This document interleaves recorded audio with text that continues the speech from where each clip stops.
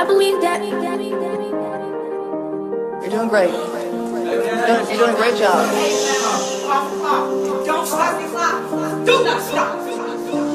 We are black people and we shouldn't have to feel like this. Have to feel like this. Have to feel like this. We should have to protest because y'all are treating us wrong. Y'all are treating us wrong. Y'all are treating us wrong. We do this because we need to. We need to have right. Have right. I've been born and raised in struggle. I've been born and raised in struggle. And I never felt this way till now. And I guess that I'm wrong with it. And I guess that I'm wrong with it.